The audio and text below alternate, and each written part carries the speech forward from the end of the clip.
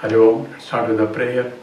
Om Samasta Jana Kalyani Niratam Karunamayam Namami Chinmayam Devam Sadgurum Brahma Vidvaram Vasudeva Sutam Devam Kamsa Chanura Mardanam Devaki Paramanandam Krishnam Vande Jagadgurum Tvameva Mata Cha Pitat Tvameva Tvameva Bandhuscha Sakhat Tvameva Tvameva Vidya Dravidam Tvameva Tvameva Sarvam Amadeva Deva Tvameva Sarvam Gurudeva Deva.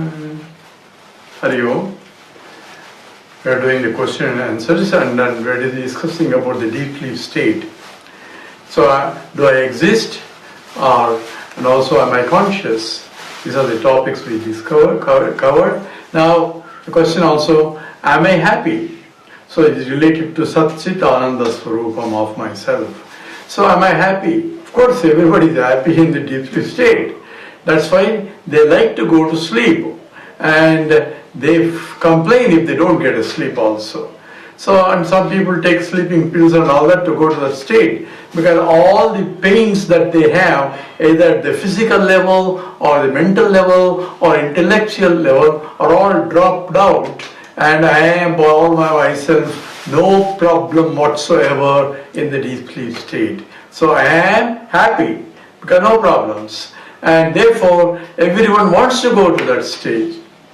But of course, then why don't they remain in that state? No, they want to get up again and have the problems again. So they like to have their problems, they like to achieve something, they like to do something, and at the same time they want to get away from it temporarily to rejuvenate themselves.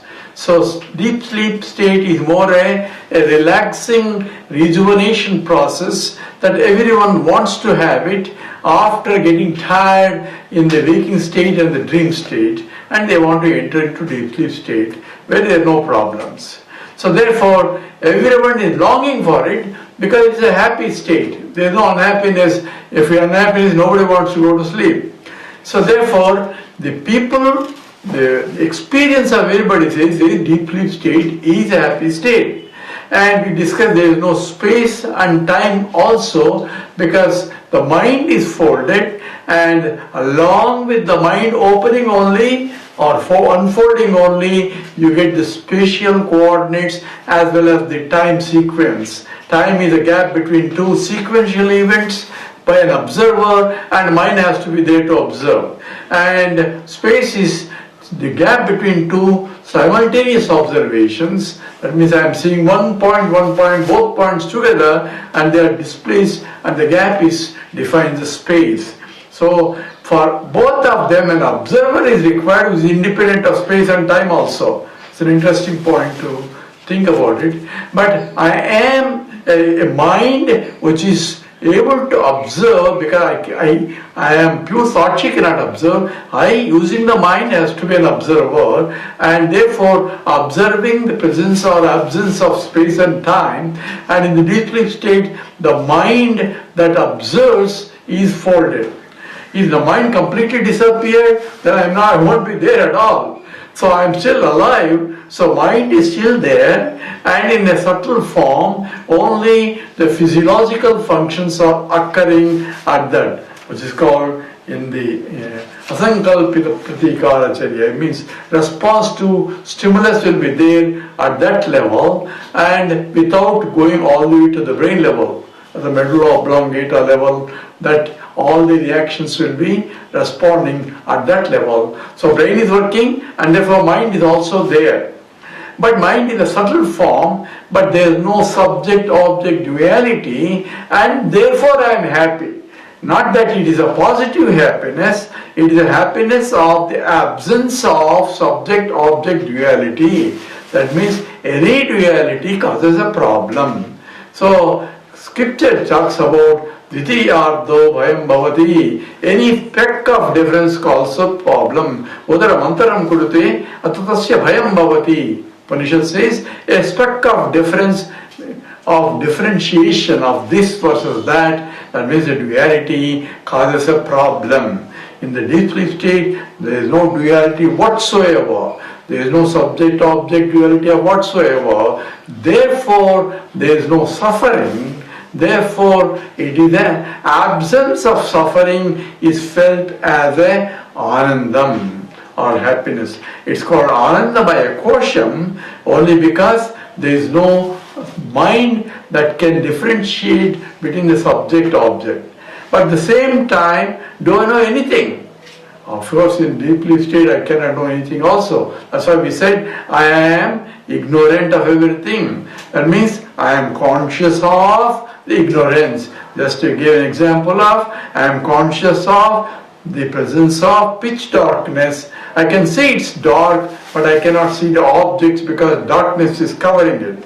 Same way, I can see the ignorance. What kind of ignorance? It's not an objective ignorance, it is an ignorance of both subject-object duality whatsoever. That means no subject-object duality. That means any objectification is not there, therefore subject is also not there. So I do not know myself, I do not know anything else. Therefore, Scripture said that I don't have desire for any object because I am not there to desire, and the objects are also not there to desire.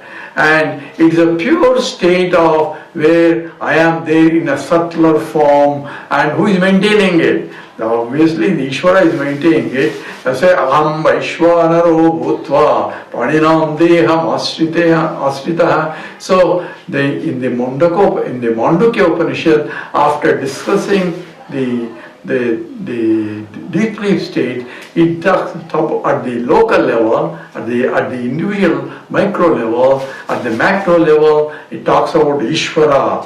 So Ishvara is supporting that subtle body or the mind in a subtle state also. And therefore, even in the deep sleep state, I am happy, but that happiness is different from the happiness that I get from in the waking state. How is it different? In the waking state, I get happiness out of sense enjoyments. So when I'm looking for good hot cup of coffee, when I get good hot cup of coffee in the morning, I'm happy. But I'm happy attributed to the sense enjoyment, but even there also, if you analyze, the happiness didn't come from the coffee, it came from the mind which is satisfied, which is temporarily no more wanting, it is self-contained. So that mind is a happy mind. In this case, it is not a self-contained mind in the deep sleep state, it's only complete ignorant mind only. So even though there is no duality or experience of Advaita there, but there is no knowledge of Advaita. So it indicates, the experience of deep sleep state indicates that Advaita is happy, number one. So Dvaita causes a problem. Whether it's Advaita in the waking state, Advaita in the dream state, or Advaita in the moksha also. If I go to Vaikuntha or Kailasa, I'm not the only one. There are other people. My neighbor also made it somehow. So I'm looking at all who are the people who made it, and say, oh my God, I should have also done something else and still make it. So this all, any comparison is there in the when there is more than one, then that is not the real happiness. So Advaita alone is happiness. At the same time, though I have no knowledge of my own state, therefore it is not knowledge generated. So nobody gets up from the deep sleep state as a jnani. He gets up only as a jnani. So ajnani sleeps as a jnani, jnani sleeps as a jnani only. With that we stop.